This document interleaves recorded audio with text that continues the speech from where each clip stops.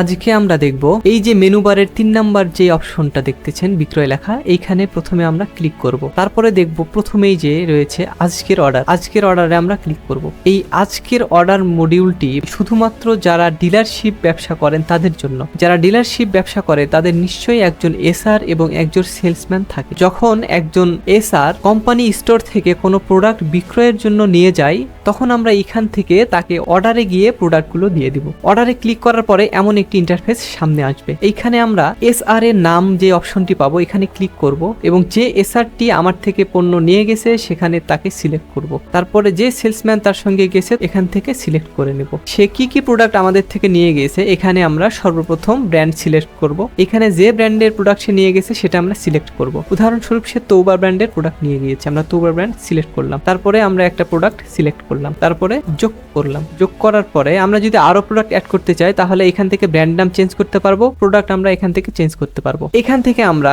Product যোগ করার পরে পরিমাণটা উল্লেখ করব যে আমার এসআর আমার থেকে কতগুলো প্রোডাক্ট নিয়ে গিয়েছে। উদাহরণস্বরূপ আমরা 10টা প্রোডাক্ট সিলেক্ট করলাম। সিলেক্ট করার পরে এই ফাঁকার মধ্যে আমরা একটা ক্লিক করব। করার পরে এইখান থেকে আমরা অ্যাড সেল করে নিব।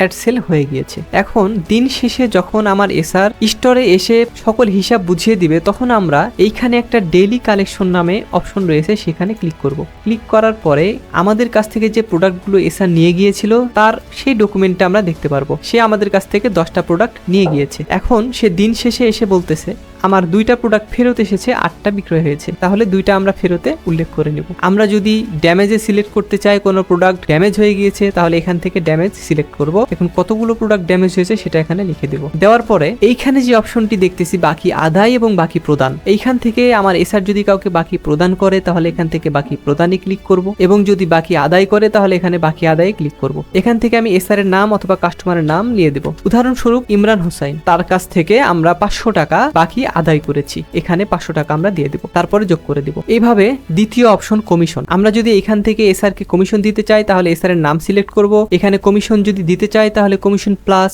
কমিশন যদি কেটে নিতে চাই তাহলে কমিশন মাইনাসে ক্লিক করব। তারপরে কত টাকা আমরা তাকে কমিশন দিতে চাই সেটা এখানে উল্লেখ করব। তারপরে এখানে কমিশনে যোগ করে দেব। তারপরে সেলসম্যান খরচ, সেলসম্যানের যদি কোনো খরচ থেকে থাকে আমরা এখান থেকে সেটা উল্লেখ করে দেব। এখানে খরচের নাম অর্থাৎ সে কোন পারপাসে খরচ করেছে সেই পারপাসটা এখানে উল্লেখ করতে হবে। যেমন উদাহরণস্বরূপ সেলসম্যান ভাত খেয়েছে, এখানে ভাত লিখে দিলাম। আর এখানে সে কত টাকার ভাত খেয়েছে সেটা এখানে লিখে দিলাম। তারপরে এখান থেকে সেলসম্যান খরচ যোগ করে দিলাম। আমাদের পুরো মডিউলের কাজ শেষ। এখন আমরা এইখান থেকে এই যে প্রোডাক্টটা সে বিক্রি করেছে সে নিশ্চয়ই এই টাকাটা আমাদেরকে বুঝিয়ে দিবে। যদি সে কিছু বাকি রাখতে চাই এবং কিছু নগদ দিতে চাই তাহলে আমরা এখান থেকে কাস্টমাইজ করে লিখে দিব। উদাহরণস্বরূপ আমরা এসআর থেকে এত টাকা পাই, সে যদি 20,000 টাকা আমাদেরকে দেয় আমরা এখানে 20,000 টাকা লিখে দিলাম। তারপরে এইখান থেকে সিলেক্ট করব ক্যাশ কাউন্টার, অর্থাৎ কোন ক্যাশ কাউন্টারে এই টাকাটা জমা হবে আমরা এখান থেকে সিলেক্ট করে নেব। তারপরে এখানে সাবমিট দিয়ে দেব। বিক্রয় মডিউলের আজকের অর্ডারের কাজ এখানে সম্পন্ন হয়ে গিয়েছে। আমরা যদি চাই এইখান থেকে সুন্দর করে ক্লিক করে ইনভয়েস প্রিন্ট করে নিতে পারবো। এই হচ্ছে আজকের অর্ডার মডিউলের কাজ।